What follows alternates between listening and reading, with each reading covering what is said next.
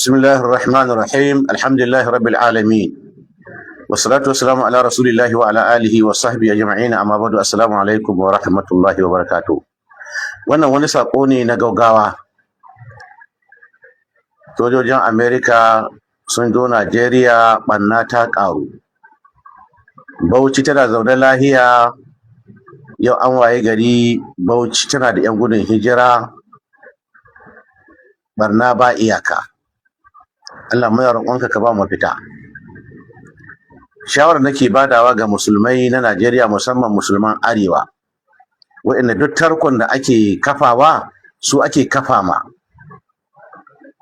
Muna roƙon Allah tabaraka ta'ala ya tsallakar da mu dukkan tarakan da maƙiyanmu waɗanda muka ba gonakinmu suka kafa gidaje, suka yi kasuwayya, suka yi hotel-hotel, suka zo suka jawo muna na fitina.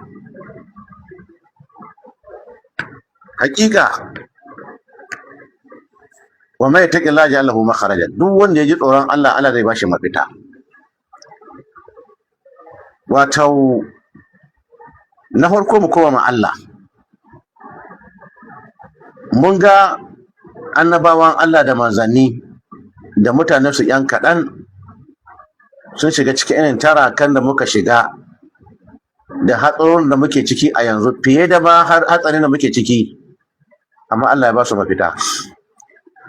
Wasu ma Allah ya halakar da jama'ar tasu maƙiyan nasu da ruwa, wasu Allah ya halakar da su da iska, wasu Allah ya halakar da su da tsawa, wasu Allah ya halakar da su da girgizar ƙasa, wasu Allah ya halakar da su da alloba,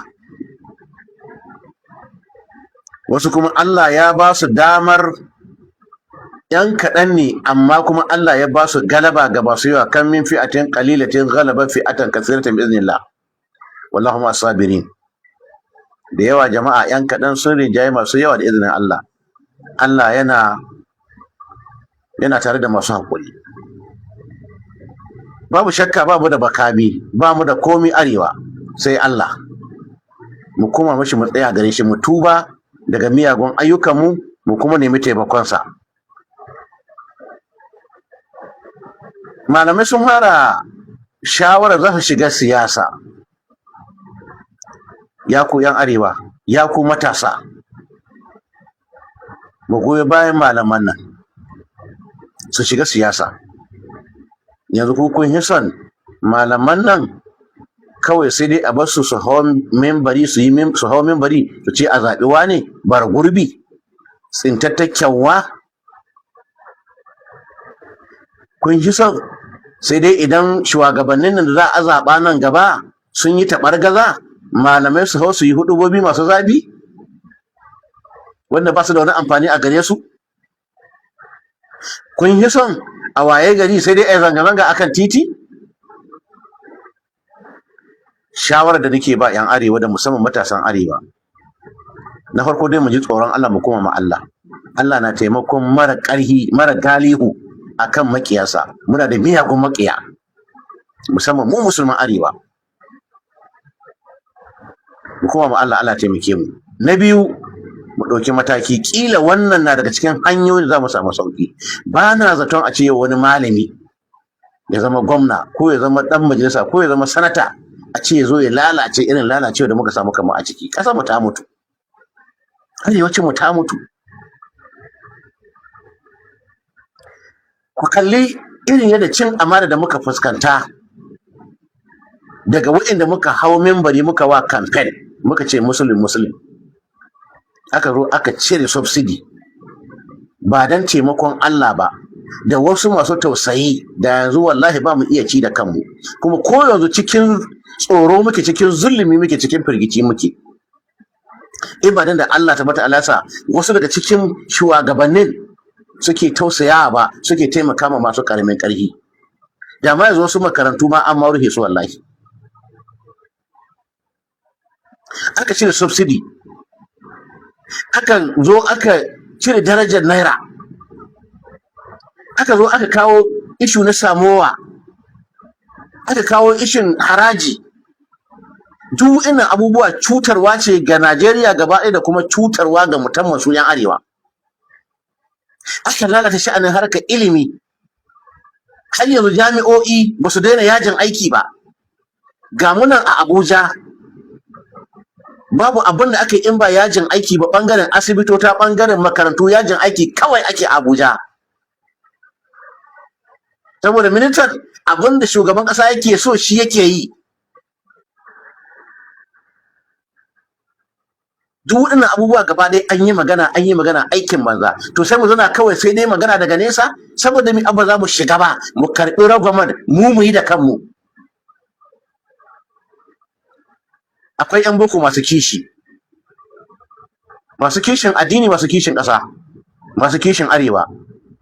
A haɗa da malamai suke da kishin addini kuma suka san addini ko masu kishin area mu.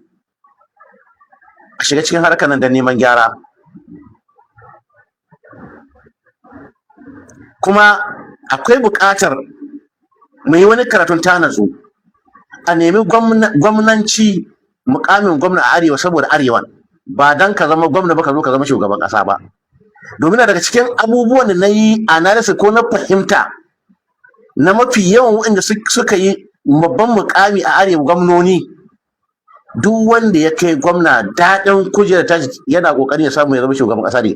Don haka sai ya saki jiki ya bar addininsa na musulunci, saboda yana fatan idan ya zo takara kafaran Najeriya su goyi bayan shi.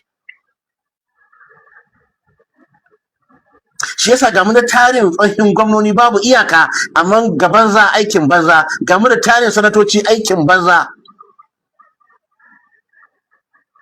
Saboda haka ka yi gwamnan kai gwamna ne za kai kawai na Zamfara kawai, ka shekara 8 dan Zamfara kawai, ba ruwanka da wani magana batun shugabancin kasa. Ka samu Zamfara ta rayu, ka samu Kano ta rayu, ka samu Sokoto ta rayu, ka samu Katsina ta rayu, ka samu Kano ta rayu, ka samu jihohi su zauna su waɗannan su arewa suka zo ta zama arewan, ta zama lahiyayyen arewan.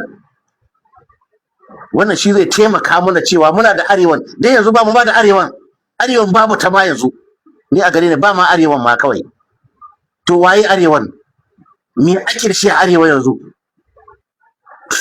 Saboda haka ku tsaya ku nemi gwamnanci na ita arewan, sannan sai a raba aiki. Waɗanda za su yi gwagwarmayar neman shugabancin ƙasa su je su yi wannan gwagwarmaya, amma dai kai manufarka in ka gama gwamnati ba ruwanka da federal, ballanta na ma ka je ka nemi arna su walakanta ka.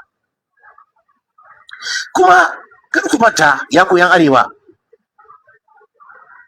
mai hankali ke gane ishara yadda muke yanzu tsakanin arewa da kudanci na inyamurai da kudanci na yarabawa, yadda kuma muke a yanzu, yadda kasan mutane suke da ɗaki uku, wannan na da ɗaki, wannan na da ɗaki, wannan na da ɗaki, su uku. Wayancin mutane guda biyu suka kama ɗakin suka ruhe. Wannan mai wannan ɗaki ya zo ya gayyato waɗancan guda biyu da suke ɗakunan su suka bata ɗakin shi. Sai ga hadari ya taso, sai suka je suka rufe ɗakunan su suka bar shi a cikin ruwa. Wannan ɗan misali fa ne. Ɓangaren Inyamurai sun riga sun shirya suna da ƙasar su. Ɓangaren Yarbawa sun riga sun shirya suna da ƙasar su, ko ka faɗa ko ka faɗa haka take. Mu ne ba mu da ƙasa. Babu abin da muke sai zagin malaman mu, sai zagin sarakunan mu, sai zagin shugabanni mu, sai zagin 'yan siyasa mu. Ba mu da komai. Lalatattu. Ba wanda suka iya zagi uwarka, ubanka da sauransu. Zagi na ashariya. Sai mu ba abin da muka san. Shugabanni babu kishi. Saboda haka babban magana shine mu yi kishin ƙasar mu tsaya mu nemi takarar nan a samu za su shiga bangaren abin da ya shahi Senate, bangaren abin da ya shahi 'yan majalisu na tarayya da bangaren majalisu na jihohi. Waɗannan wasu ne za su yi maganin shugaban ƙasa idan ya zama tsagera. Su su yi maganin gwamna idan ya zama tsagera. Da duk wannan iskancin da muke fuskanta yanzu a arewa daga gwamnatin tarayya, sanatocin mu ne fa su suka ba da kai, 'yan majalisu su suka ba da kai. Wannan shine kiran da nake son mu yi, mu samu mu yadda da wannan takarar na malaman nan, a samu wasu masu kishin su masu shiga, sai mu roƙi Allah tabaraka ta'ala taimakonsa. Subhanakallahumma wa bihamdika ashhadu an la ilaha illa anta astaghfiruka wa atubu ilayk.